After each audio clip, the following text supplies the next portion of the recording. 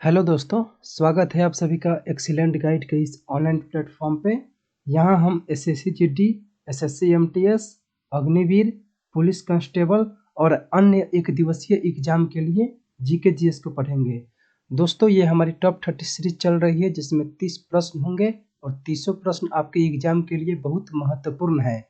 यदि आप चैनल पर नए हैं तो चैनल को सब्सक्राइब कर लीजिए, साथ ही बेल आइकन को दबा दीजिए ताकि भविष्य में हमारे द्वारा जितने भी क्लास लिया जाए उसका सही समय पर आपको नोटिफिकेशन प्राप्त हो जाए। तो फिर आज की क्लास को शुरू करते हैं। आप लोग सभी लोग जुड़ जाइए। तो दोस्तों, पहला क्वेश्चन स्क्रीन पर आ चुका है। हड़प्पा सभ्यता किस युग की थी? ऑप्शन ए कांस्य युग, ऑप्शन बी नवपाषाण युग, ऑप्शन सी मध्य युग और ऑप्शन डी है लौह युग। तो यहाँ पे कौन सा हो जाएगा आपका राइट आंसर, बताइए आप लोग। हड़प्पा सभ्यता किस युग की थी दोस्तों? तो ध्यान दीजिएगा, यहाँ पे आपका ऑप्शन ए होगा राइट, कांस्य युग। कांस्य युग बिल्कुल सही है। हड़प्पा सभ्यता कांस्य युग की थी। अगले प्रश्न को देखते हैं। प्रश्न संख्या 2, सिंधु घाटी सभ्यता के लोगों का मुख्य व्यवसाय क्या था? ऑप्शन ए व्यापार, ऑप्शन बी पशुपालन, ऑप्शन सी शिकार और ऑप्शन डी है कृषि। तीन चार ऑप्शन में से कौन सा हो जाएगा सही उत्तर? सिंधु घाटी सभ्यता के लोगों का मुख्य व्यवसाय क्या था, आपको बताना है। कौन सा हो जाएगा मित्रों? तो ध्यान दीजिएगा, यहाँ पे आपका ऑप्शन ए बिल्कुल करेक्ट होगा, व्यापार। व्यापार जो था वो सिंधु घाटी सभ्यता के लोगों का मुख्य व्यवसाय था। अगले प्रश्न को देखते हैं फिर। प्रश्न संख्या 3, निम्नलिखित में से मगध का कौन सा राजा सिकंदर महान का समकालीन था? Option A Mahapadmananda, option B Ghanananda, option C Sukalpa और ऑप्शन डी है अशोक। तो इनमें से कौन सा हो जाएगा सही उत्तर आपका? मगध का कौन सा राजा सिकंदर महान का समकालीन था, आपको बताना है कौन सा होगा यहाँ पे सही उत्तर। तो दोस्तों, यहाँ पे जो आपका सही उत्तर होगा वो ऑप्शन बी होगा, घनानंद। घनानंद दोस्तों किस वंश का था आपसे पूछा जाए तो याद रखिएगा नंद वंश। ये नंद वंश का अंतिम शासक था। कौन? घनानंद, अंतिम शासक। और यदि नंद वंश का संस्थापक पूछा जाए, संस्थापक दोस्तों नंद वंश का, तो वो महापद्मनंद था। इस बात को भी ध्यान रखिएगा। इस प्रकार से आपका प्रश्न संख्या जो 3 का सही उत्तर होगा ऑप्शन बी होगा, घनानंद। अगले प्रश्न को देखते हैं फिर। प्रश्न संख्या 4, किस शासक के शासनकाल में नेपाल में बौद्ध धर्म का गमन हुआ था? Option A Samudragupta, option B Ashoka, option C Chandragupta और ऑप्शन डी है हर्षवर्धन। तो बताइए यहाँ पे कौन सा हो जाएगा सही उत्तर? किस शासक के शासनकाल में नेपाल में बौद्ध धर्म का गमन हुआ था? तो दोस्तों यहाँ पे आपका बिल्कुल ऑप्शन बी यहाँ पे आपका करेक्ट आंसर हो जाएगा। अगले प्रश्न को देखते हैं फिर। प्रश्न संख्या 5, तृतीय बौद्ध संगीति कहाँ आयोजन हुई थी? Option A Kundagram, option B Magadha, option C Pataliputra और ऑप्शन डी है वैशाली। तो बताइए यहाँ पे कौन सा होगा राइट आंसर? 4 ऑप्शन दिए गए हैं और पूछा गया है कि तृतीय बौद्ध संगीति कहाँ आयोजन हुई थी। यदि आप पढ़े हैं तो ध्यान होगा आपको कि हमने पिछले से बहुत से क्लास में बौद्ध संगीतियों के ऊपर बहुत अच्छे तरीके से और बहुत विस्तार तरीके से बात किए हैं। तो पिछले क्लास देखे होंगे तो आपको ये अच्छे से प्रश्न का हल मिल जाएगा। कौन सा होगा दोस्तों? यहाँ पे आपका सही उत्तर ऑप्शन सी होगा, पाटलिपुत्र। इस समय जो अध्यक्ष था, अध्यक्ष कब, यानी तृतीय बौद्ध संगीति का जो अध्यक्ष था वो था मोगलीपुत्तिस। मोगलीपुत्तिस, इस बात को भी ध्यान रखिएगा। मोगलीपुत्तिस, समय आपका 250 ईसा पूर्व 250 ईसा पूर्व था। वहीं पे संरक्षक या फिर राजा, संरक्षक या राजा पूछ लिया जाए आपसे तो अशोक महान। अशोक महान। अशोक महान उस समय संरक्षक थे और जो स्थान आपसे पूछा गया था वो पाटलिपुत्र हो ही गया। इस प्रकार से आप प्रश्न संख्या 5 को ध्यान रखिएगा। अगले प्रश्न को देखते हैं फिर। प्रश्न संख्या 6, अजंता चित्रकारी का विषय वस्तु निम्नलिखित में से किससे संबंधित है? ऑप्शन ए जैन धर्म, ऑप्शन बी बौद्ध धर्म, ऑप्शन सी वैष्णव मत और ऑप्शन डी है शैव मत। तो बताइए यहाँ पे कौन सा हो जाएगा सही उत्तर? कौन सा होगा दोस्तों? अजंता चित्रकारी का विषय वस्तु निम्नलिखित में से किससे संबंधित है? तो यहाँ पे आपका प्रश्न संख्या 6 का राइट आंसर ऑप्शन बी होगा बौद्ध धर्म। दोस्तों बौद्ध धर्म के संस्थापक गौतम बुद्ध थे। गौतम बुद्ध का जन्म कपिलवस्तु के निकट लुम्बिनी नामक ग्राम में हुआ था और उन्होंने जो सबसे पहले उन्हें ज्ञान की प्राप्ति हुई थी वो बोध गया में हुई थी और उन्होंने अपना प्रथम प्रवचन सारनाथ में दिया था और उन्होंने अपने जीवन का सर्वाधिक जो समय है वो श्रावस्ती में बिताए। साथ ही एक प्रश्न आपसे पूछा जाता है कि ये प्रश्न कुछ इस प्रकार से आता है, जरा ध्यान से सुनिएगा कि गौतम बुद्ध ने, ध्यान से सुनिएगा प्रश्न, गौतम बुद्ध ने अपने जीवन काल में सर्वाधिक प्रवचन कहाँ पे दिए थे? तो बताइए कौन सा होगा राइट आंसर? ध्यान से सुनिएगा, गौतम बुद्ध ने अपने जीवन काल में सर्वाधिक प्रवचन किस स्थान पर दिए थे? तब आपका राइट आंसर जो होता है, राइट आंसर वो श्रावस्ती होता है। क्या होता है? श्रावस्ती। और वहीं पे प्रथम प्रवचन पूछा जाए, प्रथम प्रवचन पूछा जाए तो आपको सारनाथ लगाना होता है और सर्वाधिक पूछा जाए तो श्रावस्ती लगाना होता है। इस बात को ध्यान रखिएगा। बहुत से स्टूडेंट यहाँ पे कंफ्यूज हो जाते हैं, लेकिन आपको इस बात को ध्यान रखना है। अगले प्रश्न को देखते हैं फिर। प्रश्न संख्या 7, उत्तर गुप्त युग में जो विश्वविद्यालय प्रसिद्ध हुआ था वह है? Option A Kanchi, option B Taxila, option C Nalanda, option D Vallabhi. तो बताइए कौन सा हो जाएगा यहाँ पे सही उत्तर? उत्तर गुप्त काल में जो विश्वविद्यालय प्रसिद्ध हुआ था वह कौन है आपको बताना है। तो ध्यान दीजिएगा, यहाँ पे आपका ऑप्शन सी नालंदा बिल्कुल सही होगा। नालंदा दोस्तों वर्तमान बिहार में है, इस बात को भी ध्यान रखिएगा। अगले प्रश्न को देखते हैं फिर। प्रश्न संख्या 8, एरन अभिलेख का संबंध किस शासक से है? Option A Brahmagupta, option B Chandragupta प्रथम, ऑप्शन सी जो है वो चंद्रगुप्त द्वितीय, ऑप्शन डी भानुगुप्त। तो बताइए यहाँ पे कौन सा हो जाएगा सही उत्तर? एरन अभिलेख का संबंध किस शासक से है दोस्तों? तो यहाँ पे आपका सही उत्तर ऑप्शन डी होगा भानुगुप्त। भानुगुप्त का संबंध एरन अभिलेख से है, इस बात को ध्यान रखिएगा। अगले प्रश्न को देखते हैं फिर। प्रश्न संख्या 9, नालंदा विश्वविद्यालय की स्थापना का युग है? Option A Maurya, option B Kushan, option C Gupta और ऑप्शन डी पाल। तो बताइए कौन सा हो जाएगा सही उत्तर? नालंदा विश्वविद्यालय की स्थापना का युग है, तो ध्यान दीजिएगा यहाँ पे आपका राइट आंसर ऑप्शन सी होगा गुप्त। गुप्त युग में, गुप्त काल में नालंदा विश्वविद्यालय की स्थापना हुई थी। मौर्य जानते हैं आप, भारत का सबसे बड़ा साम्राज्य था मौर्य साम्राज्य, और इनके जो संस्थापक थे वो चंद्रगुप्त मौर्य थे, चंद्रगुप्त मौर्य। ठीक है, नेक्स्ट क्वेश्चंस को देखते हैं। प्रश्न संख्या 10, बाल विवाह की प्रथा आरंभ हुई? ऑप्शन ए मौर्य काल में, ऑप्शन बी कुषाण काल में, ऑप्शन सी गुप्त काल में, ऑप्शन डी हर्षवर्धन काल में। तो बताइए कौन सा हो जाएगा सही उत्तर? बाल विवाह की प्रथा आरंभ हुई दोस्तों कब हुई थी? कौन सा हो जाएगा इसका राइट आंसर? तो देखिए यहाँ पे आपका ऑप्शन सी होगा करेक्ट, गुप्त काल में। गुप्त काल में बाल विवाह की प्रथा आरंभ हुई थी। अगले प्रश्न को देखते हैं फिर।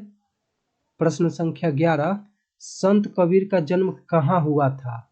Option A Delhi, option B Maghar या वाराणसी, ऑप्शन सी मथुरा और ऑप्शन डी है हैदराबाद। तो यहाँ पे कौन सा हो जाएगा राइट आंसर?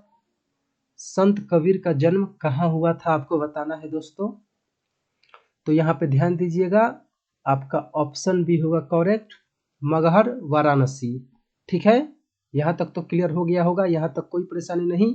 दोस्तों यदि आप चैनल पर नए हैं तो चैनल को सब्सक्राइब कर लीजिएगा और वीडियो अच्छी लगी तो इसको लाइक भी कर दीजिएगा। अगले प्रश्न को देखते हैं फिर। प्रश्न संख्या 12, चैतन्य महाप्रभु किस संप्रदाय से जुड़े थे? ऑप्शन ए श्री संप्रदाय, ऑप्शन ए वारकरी संप्रदाय, ऑप्शन सी गौड़िया संप्रदाय और ऑप्शन डी इनमें से कोई नहीं। तो बताइए यहाँ पे कौन सा हो जाएगा सही उत्तर? चैतन्य महाप्रभु किस संप्रदाय से जुड़े थे आपको बताना है। तो यहाँ पे आपका राइट आंसर जो होगा वो गौड़िया संप्रदाय होगा। ऑप्शन सी बिल्कुल करेक्ट है। अगले प्रश्न को देखते हैं फिर। प्रश्न संख्या 13, आईने ए अकबरी निम्नलिखित में से किसके द्वारा लिखी गई थी? Option A Abul Fazl, option B Amir Khusrau, option C Firoz Shah और ऑप्शन डी है अब्दुल रशीद। तो बताइए यहाँ पे कौन सा होगा राइट आंसर? आईने ए अकबरी निम्नलिखित में से किसके द्वारा लिखी गई थी? कौन होगा राइट आंसर दोस्तों? तो यहाँ पे आप ध्यान दीजिएगा, ऑप्शन ए जो होगा अबुल फजल वो बिल्कुल करेक्ट है। चलिए फिर अगले प्रश्न को देखते हैं। प्रश्न संख्या 14, पानीपत का दूसरी लड़ाई निम्नलिखित में से किसके बीच हुई थी? ऑप्शन ए राजपूत और मुगल, ऑप्शन बी अकबर और हेमू, ऑप्शन सी बाबर और इब्राहिम लोदी, ऑप्शन डी सिकंदर और आदिल शाह। तो ये 4 ऑप्शन दिए गए हैं और आपसे पूछा गया है कि पानीपत की जो दूसरी लड़ाई लड़ी गई थी वो किन किन के बीच लड़ी गई थी, ये आपको बताना है। यहाँ पे कौन सा हो जाएगा राइट आंसर? तो दोस्तों इस बात को ध्यान रखिएगा, ऑप्शन बी अकबर और हेमू। अकबर और हेमू के बीच पानीपत की दूसरी लड़ाई हुई थी। समय आपसे पूछा जाए तो 1556 याद रख सकते हैं। अगले प्रश्न को देखते हैं फिर। प्रश्न संख्या 15, मुगल प्रशासन व्यवस्था में मनसबदारी प्रणाली को किसने आरंभ किया? Option A Shahjahan, option B Akbar, option C Jahangir और ऑप्शन डी बाबर। तो यहाँ पे कौन सा होगा राइट आंसर? मुगल प्रशासन व्यवस्था में मनसबदारी प्रणाली को किसने आरंभ किया? कौन सा होगा राइट आंसर? तो इस बात को ध्यान रखिएगा, यहाँ पे आपका ऑप्शन बी होगा सही। अकबर जो था उसी ने मुगल प्रशासन व्यवस्था में मनसबदारी प्रणाली को शुरू किया था। अगले प्रश्न को देखते हैं फिर। प्रश्न संख्या 16, अपने काल का महान संगीतज्ञ तानसेन किसके दरबार में थे? Option A Jahangir, option B Shahjahan, option C Akbar और ऑप्शन डी है बाबर। तो बताइए कौन सा होगा यहाँ पे सही उत्तर? अपने काल का महान संगीतज्ञ तानसेन किसके दरबार में थे? तो ध्यान दीजिएगा, यहाँ पे आपका ऑप्शन सी होगा करेक्ट, अकबर। अकबर के ही दरबार में प्रसिद्ध जो संगीतज्ञ थे तानसेन वो रहते थे। चलिए फिर अगले प्रश्न को समझ लेते हैं। प्रश्न संख्या 17, मुगल काल की राजभाषा कौन थी? Option A Urdu, option B Hindi, option C Arabi और ऑप्शन डी है फारसी। तो बताइए कौन सा होगा राइट आंसर यहाँ पे? मुगल काल की राजभाषा कौन थी? कौन सा होगा दोस्तों? तो यहाँ पे ध्यान दीजिएगा, आपका ऑप्शन डी होगा राइट, फारसी। फारसी जो राजभाषा थी वो मुगल काल की राजभाषा थी। अगले प्रश्न को समझ लेते हैं फिर। प्रश्न संख्या 18, किस युद्ध से भारत में मुगल राज्य की नींव पड़ी? ऑप्शन ए प्लासी का युद्ध, ऑप्शन बी तालीकोटा का युद्ध, ऑप्शन सी पानीपत का प्रथम युद्ध, ऑप्शन सी हल्दी घाटी का युद्ध। तो बताइए कौन सा होगा राइट आंसर? किस युद्ध से भारत में मुगल राज्य की नींव पड़ी? तो यहाँ पे आपका जो ऑप्शन करेक्ट होगा वो ऑप्शन सी होगा। पानीपत का प्रथम युद्ध के समय वही युद्ध हुआ, उसके बाद भारत में मुगल राज्य की नींव पड़ गई। इस बात को ध्यान रखिएगा। अगले प्रश्न को देखते हैं फिर। प्रश्न संख्या 19 कह रहा है कि मौलिक अधिकारों का निलंबन कौन कर सकता है? ऑप्शन ए प्रधानमंत्री, ऑप्शन बी संसद, ऑप्शन सी सर्वोच्च न्यायालय और ऑप्शन डी है राष्ट्रपति। तो कौन सा होगा यहाँ पे करेक्ट आंसर? मौलिक अधिकारों का निलंबन कौन कर सकता है? तो यहाँ पे आपका ऑप्शन डी राष्ट्रपति करेक्ट होगा, इस बात को ध्यान रखिएगा। अगले प्रश्न को देखते हैं फिर। प्रश्न संख्या जो 20 है वो है प्रारंभ में कितने मौलिक अधिकार दिए गए थे? Option A 6, option B 7, option C 5 और ऑप्शन डी 4। तो ये 4 ऑप्शन दिए गए हैं और पूछा गया है प्रारंभ में कितने मौलिक अधिकार दिए गए थे। तो बताइए कौन सा हो जाएगा सही उत्तर? तो ध्यान दीजिएगा, यहाँ पे जो प्रारंभ में मौलिक अधिकार दिए गए थे वो 7 दिए गए थे, 7, ठीक है ना, 7 आप याद रखिएगा। अगले प्रश्न को देखते हैं फिर। प्रश्न संख्या 21, भारतीय संविधान के अंतर्गत मूल अधिकारों का संरक्षक कौन है? ऑप्शन ए संसद, ऑप्शन बी राष्ट्रपति, ऑप्शन सी न्यायपालिका और ऑप्शन डी है मंत्रिमंडल। तो बताइए कौन सा हो जाएगा राइट आंसर यहाँ पे? भारतीय संविधान के अंतर्गत मूल अधिकारों का संरक्षक कौन है? तो दोस्तों यहाँ पे आपका ऑप्शन सी होगा करेक्ट, न्यायपालिका। न्यायपालिका भारतीय संविधान के अंतर्गत मूल अधिकारों का संरक्षक है, इस बात को ध्यान रखिएगा। अगले प्रश्न को देखते हैं फिर। प्रश्न संख्या 22, धार्मिक स्वतंत्रता का अधिकार किस अनुच्छेद के द्वारा दिया गया है? धार्मिक स्वतंत्रता का अधिकार किस अनुच्छेद के द्वारा दिया गया है? अनुच्छेद 20, ऑप्शन बी अनुच्छेद 22, ऑप्शन सी अनुच्छेद 25 और ऑप्शन डी इनमें से कोई नहीं। तो बताइए कौन सा हो जाएगा राइट आंसर? कौन सा होगा दोस्तों? तो ध्यान दीजिएगा, आर्टिकल जो 25 है, आर्टिकल 25, इसमें धार्मिक स्वतंत्रता का अधिकार दिया गया है। अगले प्रश्न को देखते हैं फिर। प्रश्न संख्या 23, भारतीय संविधान के अनुसार संपत्ति का अधिकार क्या है? ऑप्शन ए मूलभूत अधिकार, ऑप्शन बी विधिक अधिकार, ऑप्शन सी दोनों और ऑप्शन डी इनमें से कोई नहीं। तो कौन सा हो जाएगा करेक्ट आंसर? भारतीय संविधान के अनुसार संपत्ति का अधिकार क्या है? कौन होगा राइट आंसर? तो दोस्तों यहाँ पे ध्यान दीजिएगा, आपका ऑप्शन बी होगा करेक्ट, विधिक अधिकार। जो विधिक अधिकार है वही है संपत्ति का अधिकार। अगले प्रश्न को देखते हैं फिर। प्रश्न संख्या 24, निम्नलिखित में से कौन सा मूल अधिकार नहीं है? ऑप्शन जो ए है वो है समता का अधिकार, ऑप्शन बी संपत्ति का अधिकार, ऑप्शन सी स्वतंत्रता का अधिकार, ऑप्शन डी संवैधानिक उपचारों का अधिकार। तो बताइए यहाँ पे कौन सा हो जाएगा राइट आंसर? निम्नलिखित में से कौन सा मूल अधिकार नहीं है आपको बताना है। तो दोस्तों यहाँ पे आपका राइट आंसर ऑप्शन बी होगा, जो संपत्ति का अधिकार है वो मूल अधिकार नहीं है। अगले प्रश्न को देखते हैं फिर। प्रश्न संख्या 25, मौलिक अधिकारों में संशोधन करने में कौन सक्षम है? ऑप्शन ए राष्ट्रपति, option B Lok Sabha, option C जो है सर्वोच्च न्यायालय और ऑप्शन डी सांसद। तो बताइए कौन सा होगा यहाँ पे राइट आंसर? मौलिक अधिकारों में संशोधन करने में कौन सक्षम है? तो यहाँ पे जो आपका राइट आंसर होगा वो ऑप्शन डी बिल्कुल करेक्ट होगा। अगले प्रश्न को देखते हैं फिर। भारत के कितने राज्य समुद्र के किनारे पर हैं? Option A 7, option B 8, option C 9 और ऑप्शन डी 10। तो बताइए कौन सा होगा राइट आंसर? भारत के कितने राज्य समुद्र के किनारे पर हैं? इस प्रकार से आपका भारत दिखाई पड़ता है।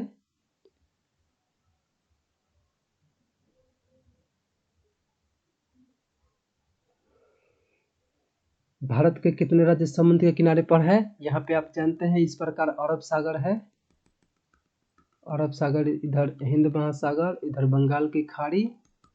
तो आप जानते हैं कि यहाँ पर इस प्रकार तो गुजरात है, गुजरात के बाद आपका महाराष्ट्र है महाराष्ट्र के बाद गोवा है, फिर कर्नाटक है, केरल है, तमिलनाडु, आंध्र प्रदेश, उड़ीसा, पश्चिम बंगाल।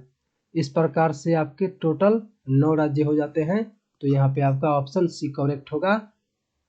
भारत के 9 राज्य समुद्र के किनारे पर हैं। तो प्रश्न संख्या 26 का सही उत्तर ऑप्शन सी होगा। अगले प्रश्न को देखते हैं फिर। प्रश्न संख्या 27 है कि भारत में सबसे लंबी तटरेखा वाला राज्य है। Option A Maharashtra, option B Kerala, option C Andhra Gujarat और ऑप्शन डी है पश्चिम बंगाल। तो बताइए कौन सा होगा राइट आंसर। भारत में सबसे अधिक तटरेखा वाला राज्य है। तो दोस्तों यहाँ पे आपका सही उत्तर ऑप्शन सी होगा, गुजरात। इस प्रकार से गुजरात यहाँ पर है आपका। तो इसकी जो सबसे अधिक तटरेखा की लंबाई है। दूसरे स्थान पे पूछा जाए तो इधर जो आंध्र प्रदेश है उसका आता है दूसरे स्थान पर, आंध्र प्रदेश। और यहाँ पे दोस्तों तमिलनाडु है इस प्रकार। तो तीसरे स्थान पर तमिलनाडु भी आता है, तमिलनाडु। पहले स्थान पे गुजरात, दूसरे स्थान पे आंध्र प्रदेश, तीसरे स्थान पर तमिलनाडु और चौथे स्थान पर आपका आता है महाराष्ट्र, महाराष्ट्र।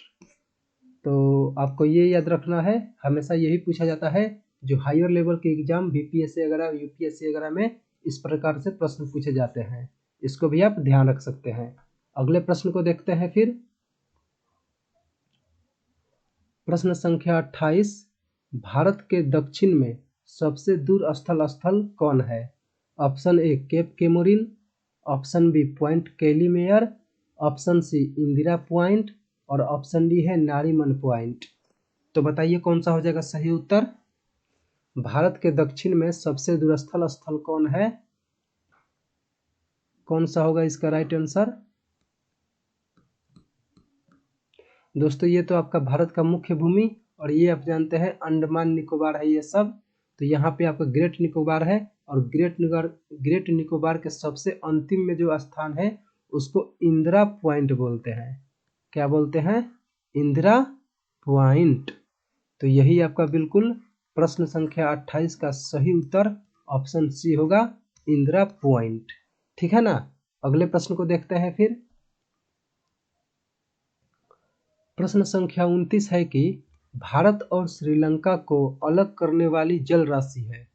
ऑप्शन ए पाक जल संधि, option B great channel, option C 10 degree channel और ऑप्शन डी है 8 डिग्री चैनल। तो बताइए यहाँ पे कौन सा हो जाएगा सही उत्तर। भारत और श्रीलंका को अलग करने वाली जल राशि है। तो दोस्तों ध्यान रखिएगा, यहाँ पे आपका ऑप्शन ए करेक्ट हो जाएगा, पाक जल संधि। पाक जल संधि भारत और श्रीलंका को अलग कर देती है। अगले प्रश्न को देखते हैं फिर, और यह हमारा 30वां प्रश्न है और आज का यह अंतिम प्रश्न है। भारत तथा चीन के बीच सीमा बनाने वाली रेखा है। ऑप्शन ए रेड क्लिफ रेखा, ऑप्शन बी मैकमोहन रेखा, लाइन का हिंदी रेखा होता है, ऑप्शन सी डूरंड रेखा और ऑप्शन डी मैग्नेट रेखा। तो यहाँ पे कौन सा हो जाएगा सही उत्तर। भारत तथा चीन के बीच सीमा बनाने वाली रेखा है। तो दोस्तों भारत तथा चीन के बीच जो सीमा बनाने वाली रेखा है वो मैकमोहन लाइन है, मैकमोहन रेखा। मैकमोहन रेखा भारत तथा चीन के बीच सीमा बनाती है। दोस्तों उम्मीद करता हूं कि आप ये 300 प्रश्न को अच्छे से पढ़ लिए होंगे। यदि आप चैनल पर नए हैं तो चैनल को सब्सक्राइब कर दीजिए। यहाँ पे आपके history, polity, economics, physics, chemistry, biology, geography, आपके कॉम्पिटिटिव एग्जाम में जितने भी साइंस और आर्ट्स से सब्जेक्ट में पूछे जाते हैं उन सभी चीज़ों की तैयारी कराई जाती है। उम्मीद करता हूँ ये सभी प्रश्न आपको समझ में आ गए होंगे।